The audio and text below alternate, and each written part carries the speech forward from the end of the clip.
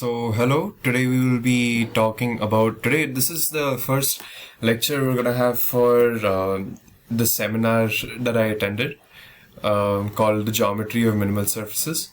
So I attended this seminar as a complete beginner, and everything I learned as a result of just trying to understand things that I saw in the seminar, I'm going to be recording as a lecture series.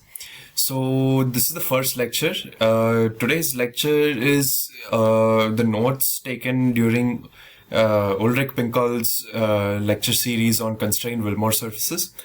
So today we will just be going more in depth about his first few slides. So in his first few slides, an important thing to remember is these initial lectures that I attended, that the lectures during the seminars were geared towards people who have taken courses in minimal surfaces, right? And me not being one with any expertise in said field, the recording that I'm doing right now is for someone who hasn't ever seen minimal surfaces or ever been in that field, or is just a high school student or university student. So these are the intentions. This is basically me going through my notes that I noted down, the way I understood things. And similarly, I'm going to be doing these for all other seminars that I attend. So that way I both have online recordings and notes for things that I learn and understand. And hopefully I make those lectures a lot more accessible compared to the way they're presented. So yeah, okay, cool. Let me start then. Okay. So yeah, if you as you can see, I've gone ahead and I've brought in some screenshots to make things easier to explain. And yeah, all of these pages are taken from Ulrich's book on constrained Wilmore surfaces. So I will be, depending, for each individual speaker, whatever I understand, I'm going to have a different notebook or something like that. So this is for Ulrich. Okay. So yeah, we're following his textbook that is named Curves and Wilmore Surfaces or something like that. I don't remember. I'll probably put a link or something, or you can Google it. Just search Ulrich Pinkall and search constrained Wilmore surfaces, and yeah, there'll be a Berlin press, so you can check it out there. Okay. So Ulrich starts his notebook with explaining what a curve is. Okay. So just some very very small idea. So intuitively we'd all say okay, a curve is something that I can put my pen down and I can draw it without lifting it, right? So without lifting my pen off the surface of the page, I should be able to draw this. So this is the intuitive picture, but this is not formal. Okay. Now, one way to think about it is, okay, maybe I want my surface, suppose I am in R2. Then I want my curve to be some sort of subset of, so I want gamma, that is a subset of R2. Now, the issue with this is that if I have something, a subset is very general, right? So that's the issue, that's the problem, it's too free. So I can have a curve that just looks like a bunch of dots, okay? And obviously this is not what we want when we want to explain what a curve is. So in Ulrich's definition, we say ki a curve is anything that is in Rn. So for our example, let's take R2. I find it always helpful to, or easier to think in terms of R2 and R3 and then generalize. Because otherwise it's a lot more, it's a lot more harder to wrap my head around it. So it is any given smooth map, gamma is our curve, from the interval A to B. So that's what you see over here, A to B, maps it to something over here. I've got to loop it. So it is some curve, right? And the thing is that it maps it to something in Rn. So this object lies in Rn. And its velocity vector v this never vanishes. So that means that it just means the tangent, right? So the velocity vector is just this. So is this is tangent. So the tangent is never 0. So it never becomes small, this thing. Okay. So this is 0. And we don't have that. So the tangent vector never vanishes. And that is how we define a curve. Okay. Now we shall move on. I'll just move my face over here. Yeah. Better. Yes. Okay. So now obviously this is also not strong enough. If I have something, in this example I drew something that looks like this, right? Now this, sure, it doesn't vanish everywhere, but neither does a continuously increasing function like this. So this also doesn't vanish anywhere. So this is also not equal to 0. That's what I mean by it doesn't vanish anywhere. This also is not equal to 0. So how do I tell the difference between something that looks like a closed loop, right? So that's exactly what the definition is here. Okay. So yeah, always think instead of in terms of Rn, think in R2 and then think in Rn. So a curve gamma is said to be closed if gamma can be extended as a smooth map, such that it takes a real number, then takes it to our space with a period b by a. So what this means is that if I have, say, a circle, okay, or not a circle, let's take this cardioid, I'm getting my names wrong. So let's assume that I have an interval a to b, and I have a map gamma, which is this curve, that takes this interval and maps it here. Now suppose it maps it over here. Basically what I want it to do is that, suppose, let me take a different color for now.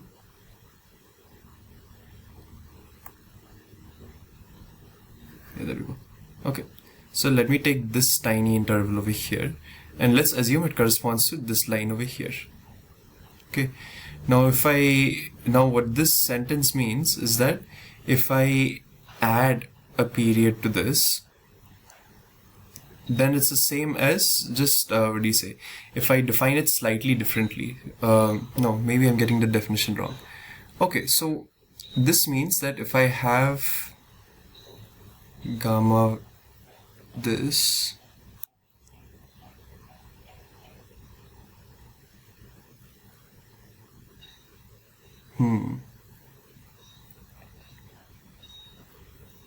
maybe if I think in terms of a circle, so gamma is this, it's a circle like that, taking the interval 0 to pi.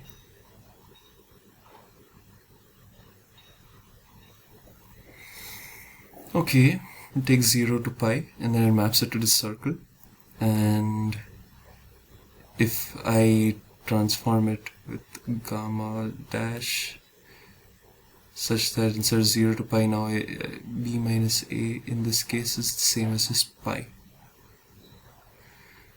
So x is the transformed curve is equal to gamma bar x plus pi.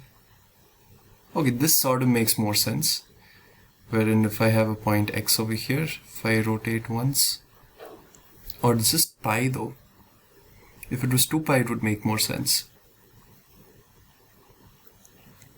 Weird.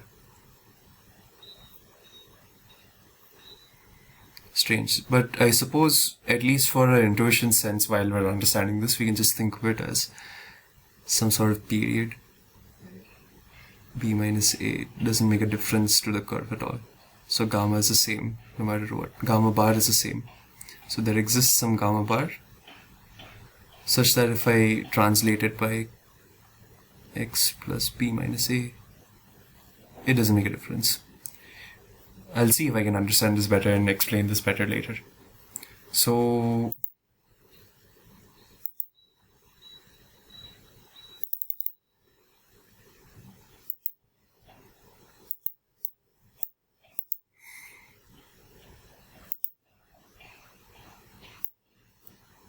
cool.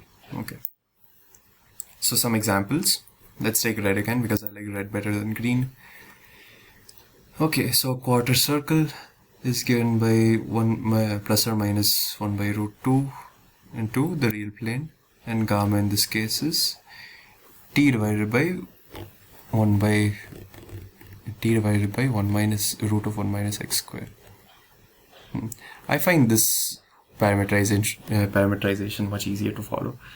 So yeah, starting from pi by 2 to 3 pi by 4. So this is gamma. Is that right? Pi by 4 to 3 pi by 4. So pi by 4 to 3 pi by 4, like this. This is pi by 2.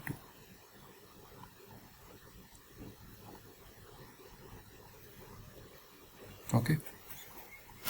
And similarly, a full circle is the same thing, but instead from 0 to 2 pi. Over here it is pi by 4 to 3 pi by 4. This is in Cartesian coordinates.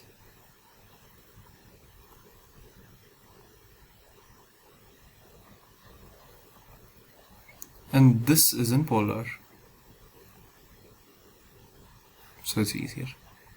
Is a closed curve. Yes, okay. Okay, cool. With a period 2 pi. Okay, that makes a lot more sense. So, yeah. My initial example was wrong in the sense that I defined the period from 0 to pi. But the thing is that 0 to pi defines a half circle. So this line is not included.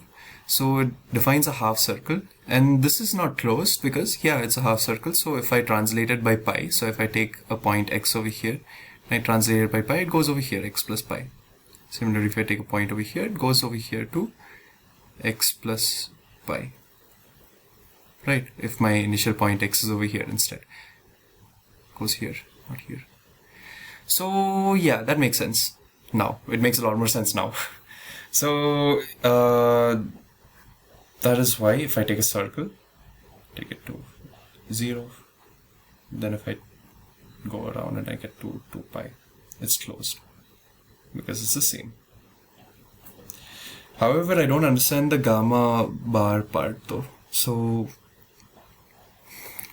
it says here, so gamma is given by this, then gamma bar is given by the same thing. It can be extended to gamma bar. But it just says that gamma bar is a map from R to R. It doesn't say anything about the curve.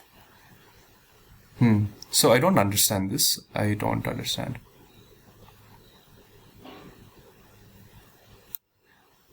The point of gamma bar, because all it seems to be doing is taking a real number in this. It's not even clear where this real number is being selected from. All I know it's being mapped to this. The real number, sure, it's probably being taken from our interval. So over here a and b. That sort of makes sense. I don't know. Doesn't sit that nicely with me. A helix, same thing. Now we have 3 instead. And so you'll notice is that the top part over here is sine and cos. So you can see circular motion from the top, but the third coordinate is x. So that means instead of like, circling back to itself, it's going to go up like that. So that's a helix, right? We've seen these in like biology. So this is this curve, all right? And you can see that it's not really a closed curve because if I translate from this point and I go up some interval like that, then these 2 points are not equal. So yeah, the helix is not a closed curve, not closed. Let's write that for each of these, yeah? So full circle is closed. Quarter circle is not closed. What else? Cartesian leaf. Okay, so let's scroll down.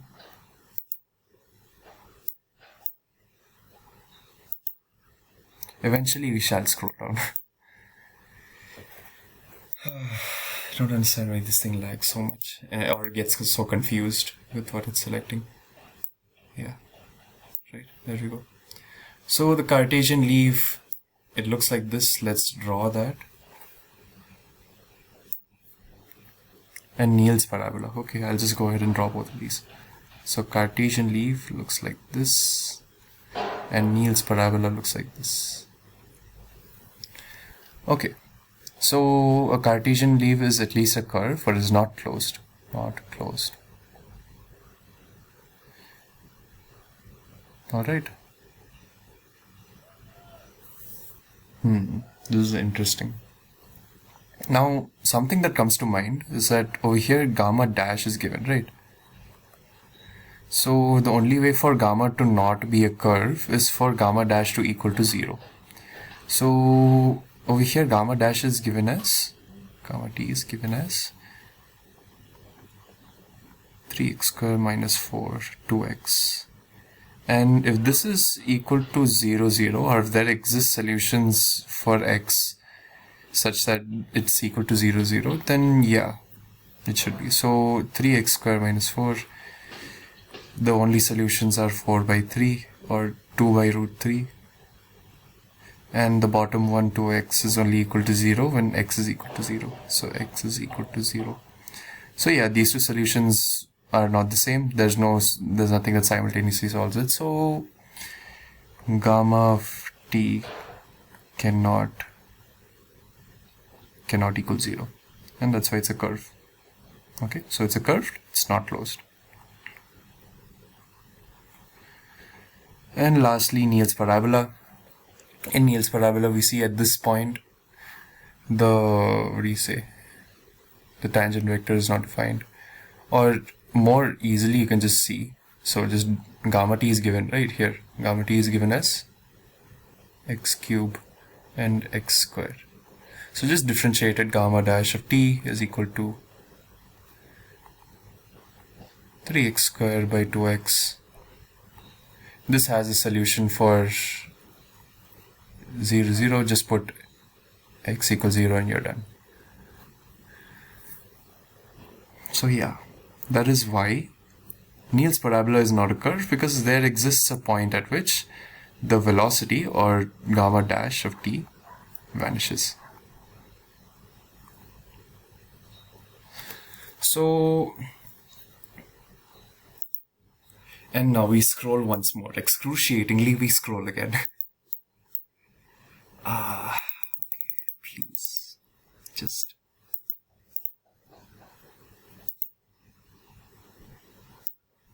It would be wonderful if you worked. There you go, finally. Okay, cool. So one more thing I want to add before we go on. Let's see if I missed anything. Yeah. Okay, so I want to just call attention to the fact that we call it velocity, okay? So that is sort of important, because next we're going to talk about length of a curve. Okay. So the next definition is an orientation preserving reparametrization. What does that even mean? Let's say, okay, so in orientation preserving reparametrization, you can think of it as just how we had a period, right, for a closed circle that is parameterized by cos x, sin x.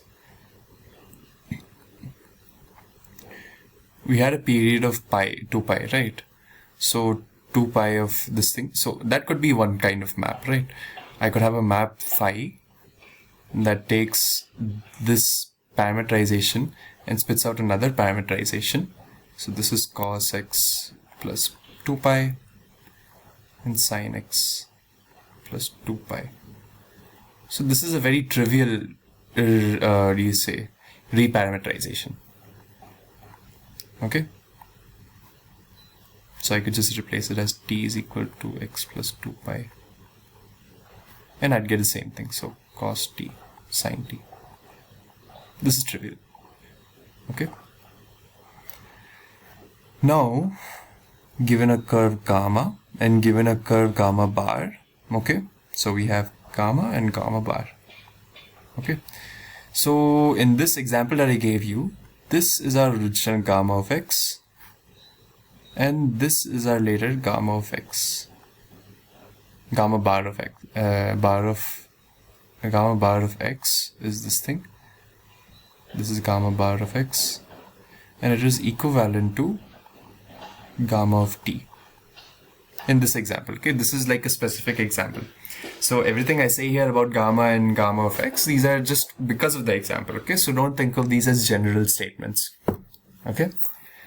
So over here, gamma bar is called a orientation preserving reparametrization of gamma if there's a bijective smooth map. So you see phi over here just takes maps x to x plus 2 pi. Okay, so it is a bijective. Okay, it's bijective and it is smooth. You can check for bijective by just finding the inverse, which is just x minus. Okay, so if I want to go like that, then phi inverse would take x to x minus 2 pi, right? And if there's an inverse, you can you can say it's bijective. Smooth also, it's because it's differentiable everywhere. Okay, so yeah, right. So over here, this is the relation that I'm talking about. So gamma of x, oh, I wrote phi, my bad. Gamma of x, gamma bar of x, which is that whole, what do you say? Let's write the bottom over here, just what we mean by each of these. So plus 2 pi and sine x plus 2 pi. So this is equal to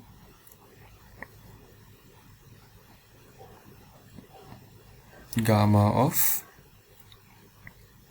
phi of x. So that's why, yeah. So phi of x gives me x plus 2 pi. So that's why it's cos of phi of x, sine of phi of x. Okay, cool. These are equal. So for this example, I use this example to explain what I mean by orientation preserving. So we would say that if I apply phi on this, phi is orientation preserving reparametrization.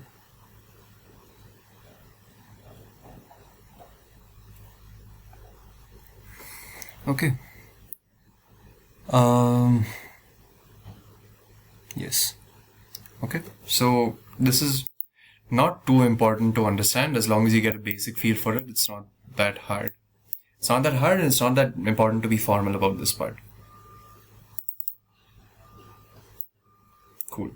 And now I mentioned how the fact that we want gamma of, given a curve gamma, we want gamma of x derivative to be non-zero everywhere, right?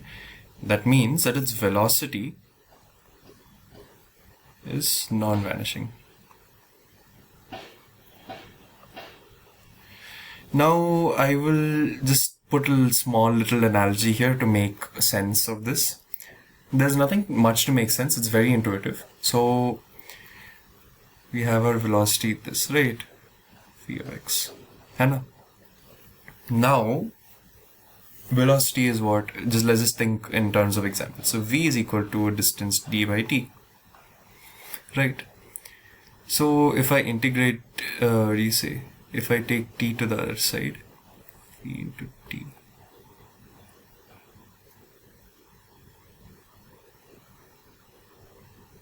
Or rather, let's just take the change in velocity. No, yeah, v into t is equal to distance. So in a similar sense, if you integrate all these little velocities from 0 to time, then you get your total distance, okay? So this is the idea.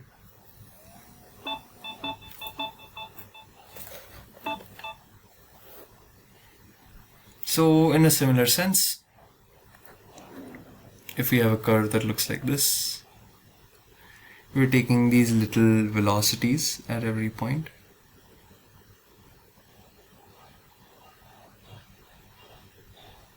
Yeah, and we're adding all of these, so we're summing them all up. Or rather than summing them all up, you can just think of them as integrating them. Okay, so that's why your length of gamma is given by an interval from a to b. Okay, cool. That's why you have v over here. So you can just rewrite this as length of gamma is given as the integral from a to b v, what did I mean to write? Yeah, v, rather than v I meant to write v dash of t, dt. And we want to take the mod because we want the length of these vectors rather than the direction. So yeah, the length is defined as a orientation preserving map. Okay, length is orientation preserving under reparametrization.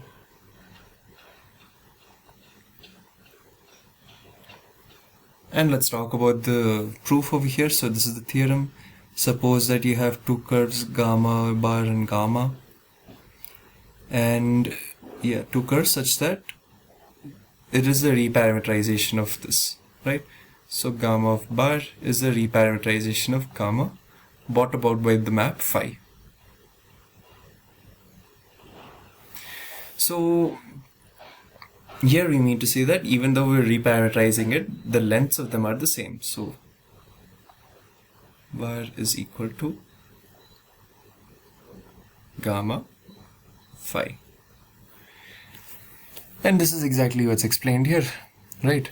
So for the length, we have this formula. So you have to take the derivative first, which is why they've done this.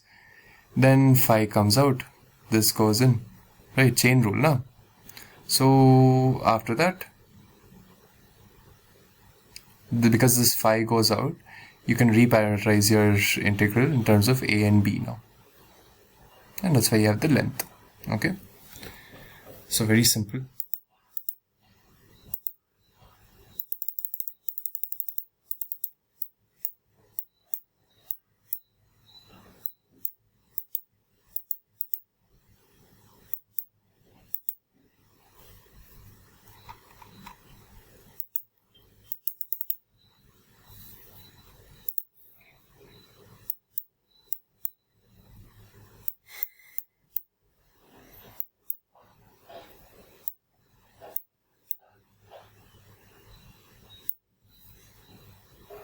Yeah, so using that, we just calculated some lengths over here, and that's all that's happened here.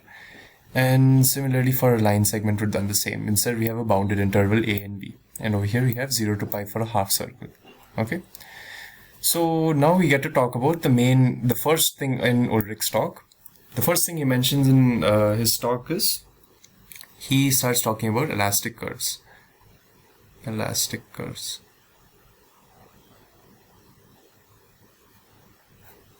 So if I had a curve that looks like this, you remember Cartesian leaves, and if I had a curve that looks like this, how would I distinguish between these two, right? They're both 1D surfaces locally.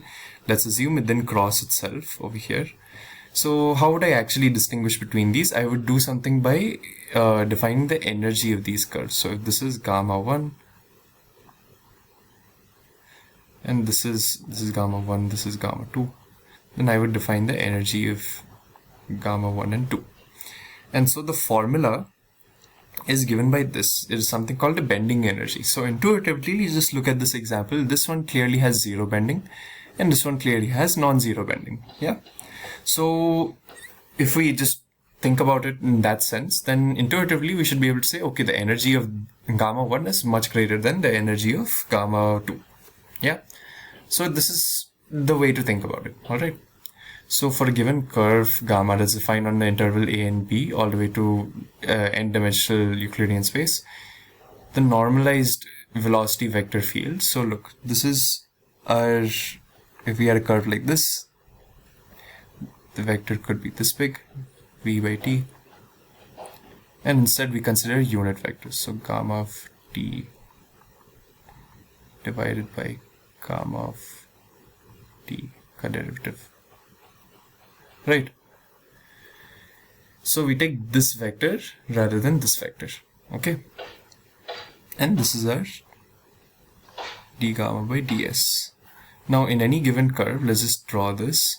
If I zoom in all the way, just to consider it's like, it's x and y directions. So in the y direction, it goes this big, then it goes slightly this small, and then it goes this big, and this small, this big, this small, this big, this small, this big, this small, this big. You see it, right?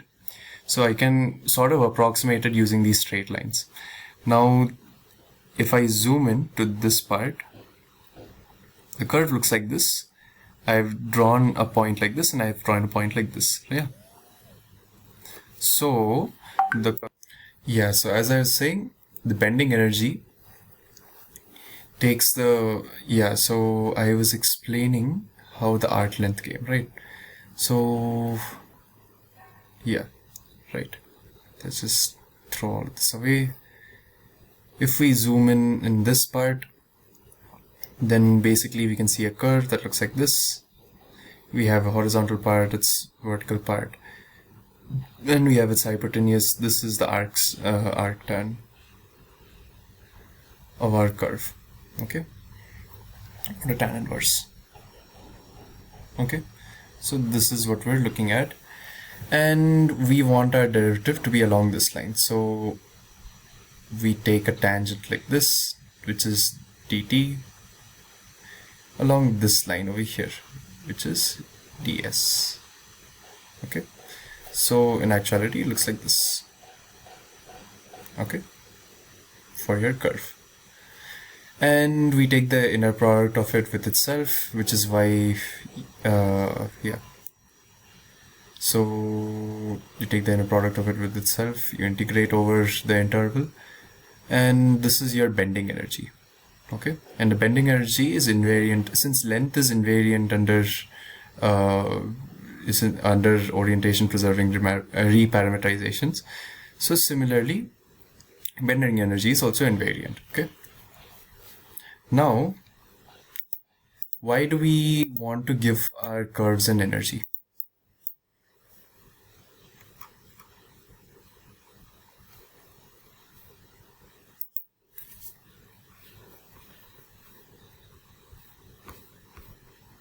Great, yeah.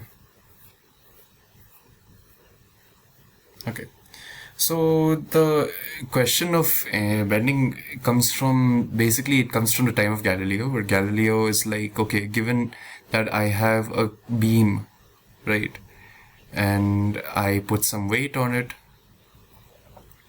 then how much weight do I need to break this? So that this thing breaks.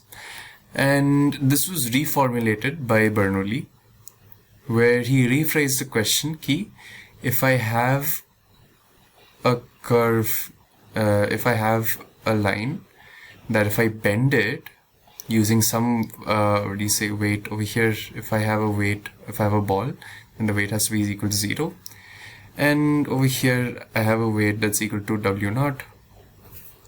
How much weight do I put over here, so that this portion of the line and this portion of the line, so this is A and this is B, how much weight do I put so that this is perpendicular, so that if I draw a line like this and I draw a line like this is the tangent of B at B, and this is the tangent at C at A, and they're right. Okay, they're right angles. So what weight W naught is there? And later, as this question was studied further, they started to ask questions about what is the radius of curvature of this given curve, and this became known as the Elastica problem. And Euler gave a classification of the solutions to the Elastica problem.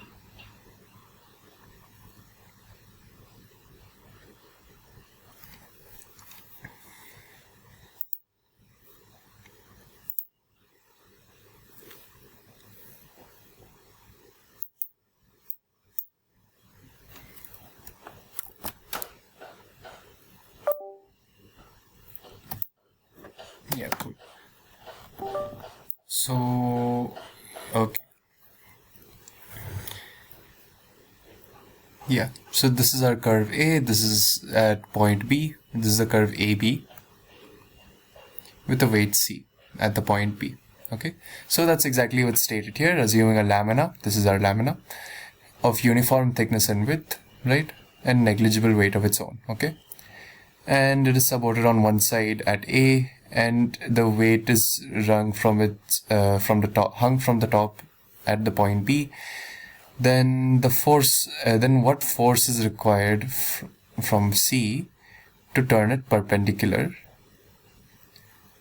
and the rectangle formed by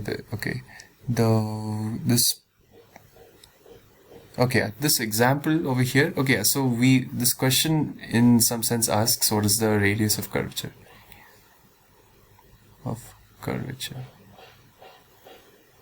of AB, or rather, what is kappa at AB? What is that function? Okay, and Bernoulli attempted this.